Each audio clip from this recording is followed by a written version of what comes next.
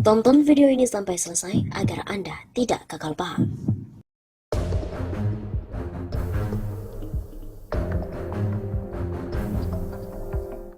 Setelah wabah COVID-19, Yusuf Kala mengatakan bahwa akan muncul bencana lebih besar lagi.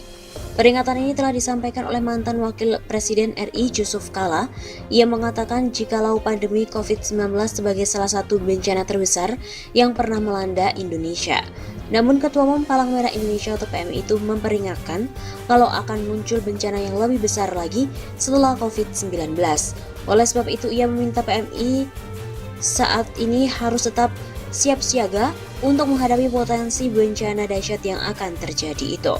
Hal ini disampaikan oleh JK dalam acara pelantikan pengurus PMI DIY untuk masa bakti 2021-2026 di Bangsal Kepatihan Yogyakarta, Sabtu 9 Oktober. Hari ini kita selalu mendengarkan bagaimana dahsyatnya COVID-19, tetapi kata para ahli akan muncul bencana yang lebih besar lagi, yaitu perubahan cuaca atau perubahan iklim. Begitu ujarnya seperti dikutip dari redaksi Hops ID pada Minggu 10 Oktober. Dia juga mengatakan bencana akibat perubahan iklim seperti banjir telah melanda sejumlah negara di benua Eropa, Amerika Serikat, Asia, dan juga Afrika. Maka Indonesia juga mau tak mau harus tetap bersiap-siap. Banjir, gempa bumi, dan juga bahaya-bahaya dari perubahan alam. Karena itulah, di samping kita mengatasi masalah COVID-19 ini, kita juga harus siap untuk mengatasi bencana-bencana alam selanjutnya apabila ada. Begitu ujarnya. Lebih jauh lagi, JK juga menambahkan bahwa PMI harus selalu berusaha bekerja dengan baik dan secepat-cepatnya untuk membantu masyarakat sesuai prinsip kemanusiaan tanpa mempunyai batasan diskriminatif. Selain itu, memberikan pertolongan menurutnya, para relawan PMI juga perlu hadir untuk memberikan informasi serta pemahaman kepada masyarakat mengenai upaya memperbaiki lingkungan. Harus juga memberikan mitigasi pada masyarakat serta memberikan penjelasan kepada masyarakat, memberikan bantuan informasi kepada masyarakat, karena hanya dengan bantuan itu kita dapat mencegah bahaya yang lebih besar lagi. Meski bencana-bencana besar tersebut pasti akan terjadi dan mungkin sudah berada di depan mata, namun bukan berarti kita bisa menghindarinya. Dia juga berharap kerjasama yang baik antara PMI pusat dan juga daerah bisa membuat segalanya menjadi lebih terukur. PMI tidak ada artinya tanpa PMI di daerah-daerah sebagai ujung tombak untuk mengatasi masalah di daerah. Begitu jelas JK.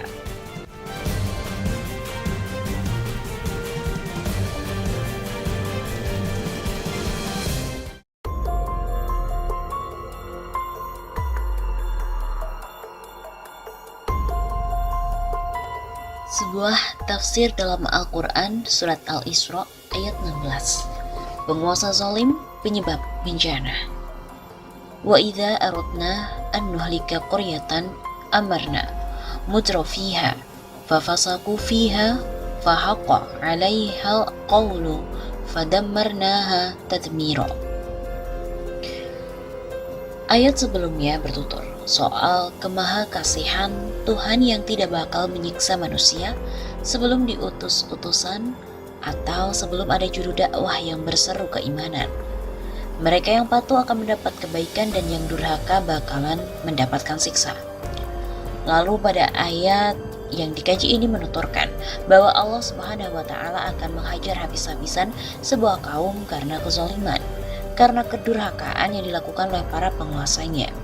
Meskipun ibadah rakyat bagus-bagus, meskipun amal perbuatan mereka sesuai syariah agama, tapi kalau para pejabatnya banyak yang mengumbar nafsu, korup, berfoya-foya, maka itu berpotensi turunnya azab atas kaum tersebut. Terkait turunnya azab tersebut, cukup diambil dua kata kunci pada ayat ini, yakni mutrofiha, pembesar, dan fafasaku fiha, durhaka. Mutrof, mutorofun adalah kaum jet set, bourgeois, pembesar yang bergelimang harta dan hobinya berfoya-foya. Derajat sosial yang tinggi dan serba berkecukupan membuat mereka bebas untuk melakukan apa saja. Sementara kata fafasaku fiha menunjukkan betapa kaum Mutorin ini telah terjerumus pada kefasikan, kemaksiatan, dan kedurhakaan. Hal yang demikian karena pada umumnya nafsu dan syahwat sangat mendominasi pola hidup mereka, sehingga cenderung abai terhadap kewajibannya sebagai pemimpin, sebagai orang gedean yang mestinya memberikan contoh kesalihan pada umat. Di kepala mereka ini hanya nafsu hedonis, lebih utama ketimbang menunaikan amanah. Dari dua kata ini menunjukkan bahwa kaum mutarofin itu tidak semuanya mesti hobi berbuat maksiat, tidak semuanya juga mesti mengumbar durhaka, melainkan mereka cenderung durhaka. Begitu mereka durhaka dan terus dalam kedurhakaan, maka langit bersikap lain. Fahaq 'alaiha al-qaul. Barulah Allah Subhanahu wa taala memutuskan untuk layak diazab. Azab turun beneran dengan volume top. Fadammarnaha tadmira. Dihancurkan sehancur-hancurnya. Beberapa kata dalam ayat kaji ini penting untuk dianalisis. Pertama, kata qaryah artinya perkampungan atau bangsa. Kata ini menunjukkan ruang tertentu, daerah atau negeri tertentu, tidak bias dan umum. Jadi azab yang menimpa pada satu daerah, suatu negeri, pasti terkait dengan kesalahan dari pembesar negeri tersebut. Tidak mungkin azab yang menimpa suatu negeri karena kedurhakaan pembesar negeri yang lain. Kedua, amarna mutrofiha. Qiraah lain yaitu amarna memakai dengan tasydid. Amaro artinya memerintahkan, menyuruh, sedangkan amaro artinya menguasakan. Allah memberi negeri tersebut penguasa yang mutrofin.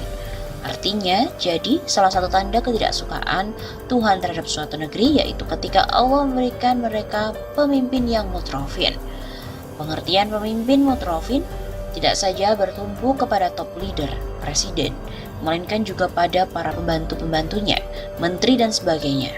Kadang bupatinya bagus, tapi para kepala bagiannya brengsek.